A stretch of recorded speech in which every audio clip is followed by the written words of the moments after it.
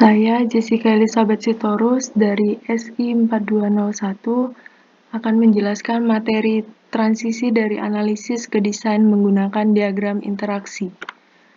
Tujuan dari mempelajari slide ini yang pertama, menjelaskan tujuan dan unsur-unsur model desain, mengidentifikasi elemen-elemen penting dari diagram komunikasi UML, membuat tampilan diagram dengan komunikasi model desain, mengidentifikasi elemen-elemen penting dari diagram urutan UML, membuat diagram urutan model desain. Berikut adalah peta proses. Nah, kita akan mempelajari desain model. Model desain dibuat dari model persyaratan. Nah, model desain digabung dengan model arsitektur untuk menghasilkan model solusi. Diagram interaksi UML adalah nama kolektif untuk diagram berikut. Yang pertama, diagram urutan, diagram komunikasi, yaitu sebelumnya dikenal sebagai diagram kolaborasi, diagram ikhtisar interaksi, yaitu kombinasi diagram aktivitas dan fragmen dalam urutan. Setiap diagram interaksi UML digunakan untuk menunjukkan urutan interaksi yang terjadi di antara objek selama yang pertama satu atau dua skenario use case, yang kedua sebuah fragmen dari satu skenario use case. Diagram interaksi juga dapat digunakan untuk menunjukkan urutan interaksi yang terjadi di antara keduanya, yaitu sistem dan subsistem. Membandingkan analisis dan desain. Analisis membantu kita memodelkan apa yang diketahui tentang proses bisnis yang harus didukung sistem, yaitu use case dan model domain. Desain membantu kita membuat model bagaimana sistem akan mendukung proses bisnis. Model desain terdiri dari komponen batas, komponen layanan, dan komponen entitas. Analisis ketahanan adalah proses yang membantu dalam mengidentifikasi komponen desain yang akan diperlukan dalam model desain. Masukan untuk analisis ketahanan. Yang pertama use case, yang kedua skenario use case, yang ketiga diagram aktivitas use case, yang keempat model domain.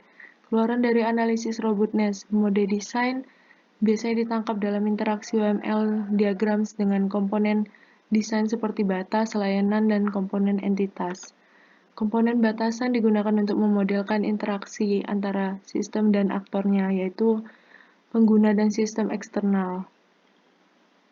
Komponen layanan mewakili koordinasi pengurutan, transaksi, dan kontrol objek lain dan sering digunakan untuk merangkum kontrol yang terkait dengan kasus penggunaan tertentu. Komponen entitas digunakan untuk memodelkan informasi yang berumur panjang dan sering persisten. Komponen layanan dan entitas. Komponen entitas akan sering memiliki komponen layanan yang sesuai. Komponen batas dan entitas. Komponen batas sering dapat mengambil atribut dari komponen entitas. Menjelaskan proses analisis robustness. Yang pertama, pilih use case. Yang kedua, buat diagram komunikasi atau diagram urutan yang memenuhi aktivitas use case. Yang A, identifikasi komponen desain yang mendukung kegiatan use case. Yang B, gambarkan hubungan antara komponen-komponen ini. Yang C, beri label pada asosiasi dengan pesan. Yang ketiga, ubah diagram komunikasi menjadi diagram urutan atau sebaliknya untuk tampilan alternatif atau opsional. Berikut adalah mengidentifikasi elemen-elemen diagram komunikasi.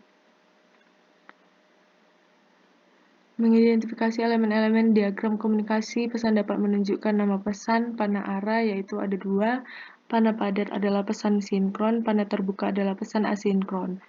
Yang ketiga, nomor urut yang menguraikan urutan pesan. Yang keempat, daftar parameter yang diteruskan ke objek penerima. Yang kelima, kondisi penjaga yang menunjukkan pesan bersyarat. Yang keenam, parameter pengembalian. Membuat diagram komunikasi. Yang pertama, tempatkan aktor dalam komunikasi. Yang kedua, analisis formulir use case atau diagram kegiatan untuk use case. Untuk setiap tindakan dalam use case, yaitu langkah 1, tempatkan aktor dalam diagram. 2A, identifikasi komponen batas. Langkah 2B, identifikasi komponen layanan. Langkah 2C, identifikasi komponen entitas. Langkah 2D, identifikasi interaksi tambahan. Langkah 2D, contoh diagram komunikasi. Yang pertama, skenario primer berhasil, skenario sekunder gagal. Kamar yang ditawarkan ditolak oleh agen pemesanan. Berikut adalah contoh diagram komunikasi 1, komunikasi 2. Diagram urutan berikan perspektif berbeda tentang interaksi antar objek. Berikut adalah elemen-elemen diagram urutan. Pecahan. Penggunaan fragmen meliputi menampilkan loop urutan, menampilkan jalur alternatif, dan lain-lain. Contoh pecahan. Ada loop, ada ALT. Contoh diagram pecahan yang pertama, skenario primer berhasil, skenario sekunder tidak berhasil. Dalam satu diagram menggunakan alt fragmen. Skenario sekunder tidak berhasil di mana kamar yang ditawarkan ditolak oleh agen pemesanan. Contoh diagram urutan. Ringkasan, diagram interaksi digunakan untuk mengidentifikasi komponen desain yang memenuhi kasus penggunaan. Interaksi objek dapat divisualisasikan dengan UML, komunikasi diagram, dan sequence diagram.